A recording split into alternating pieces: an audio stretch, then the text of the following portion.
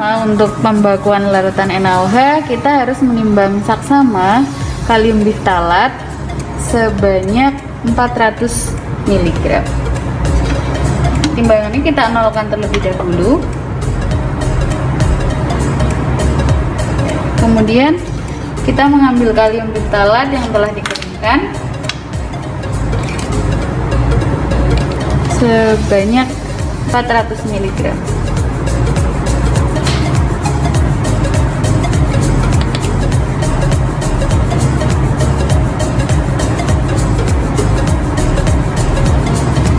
Pada praktikum kadang terjadi penimbangan melebihi sedikit dari 400 mg. Jadi silahkan adik-adik semua mencatat berapa hasil penimbangan yang kita lakukan pada saat praktikum.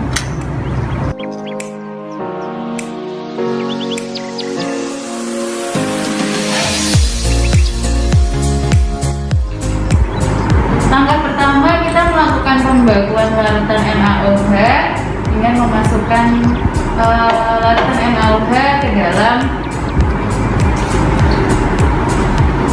bulat. Kita menggunakan gelas beker untuk memasukkan larutan NaOH.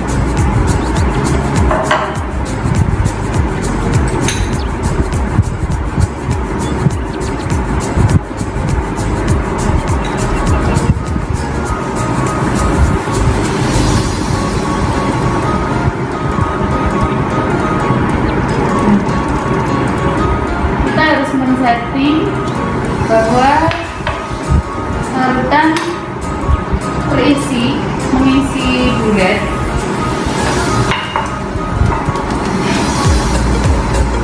tepat di cekung dari garis tanda bulat 50.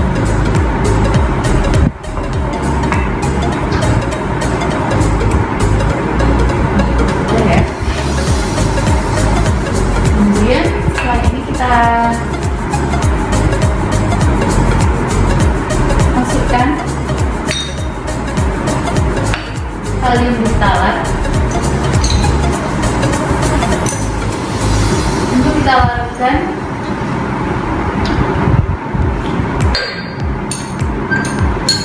menggunakan 75 ml air atau aquades.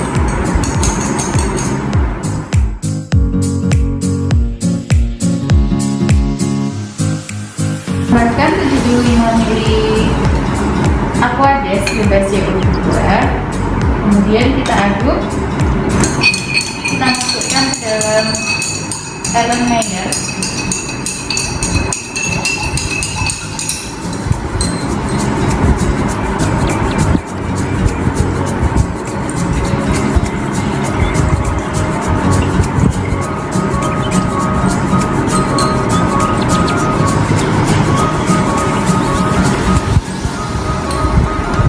Selanjutnya kita tetesi indikator phenolphthalein.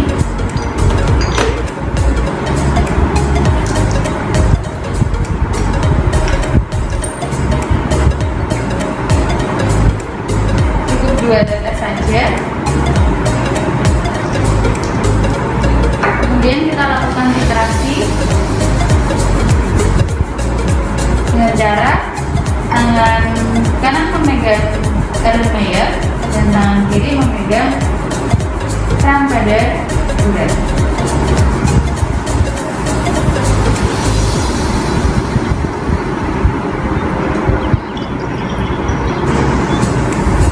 Kita pada bulat, pada Erlenmeyer sudah mulai tampak warna merah jambu. Titrasi kita lakukan perlahan-lahan hingga kita dapatkan warna merah muda yang mantap. Inilah titik akhir titrasi dari pembakuan larutan NaOH yang terjadi perubahan warna dari bening atau tidak berwarna menjadi merah muda.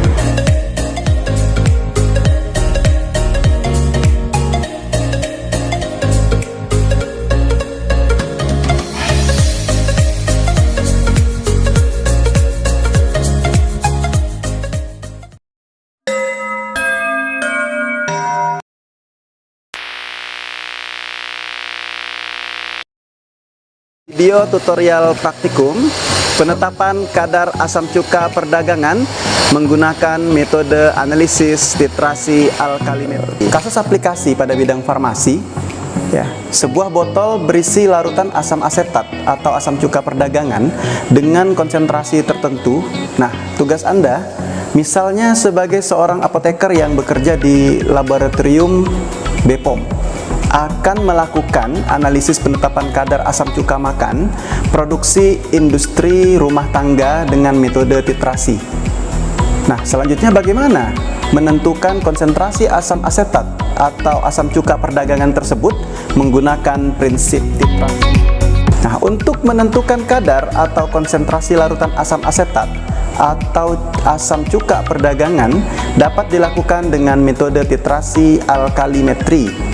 Nah, sebagaimana kita ketahui bahwa analisis volumetri atau titrimetri digolongkan berdasarkan jenis reaksi yang terjadi antara analit atau titrat dan titran atau pentiter. Dan pada kasus ini digunakan salah satu jenis titrasi netralisasi, yaitu alkalimetri.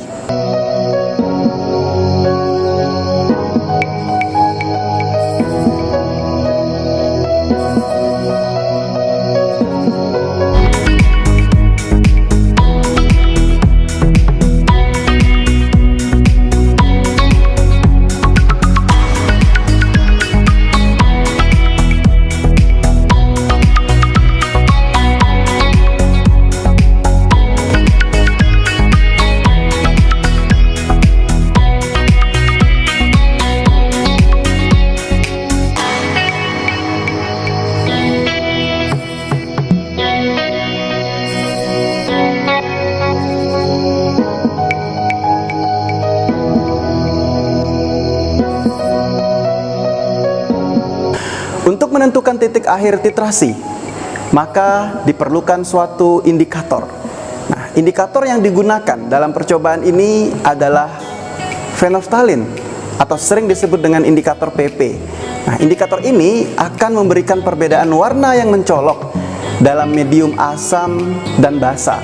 Nah, perlahan-lahan ditambahkan titran basa NaOH pada asam yang akan ditetapkan kadar atau konsentrasinya, yakni asam cuka perdagangan, sampai indikator berubah warna. Nah, reaksi kimia yang terjadi antara analit dan titran adalah reaksi penetralan.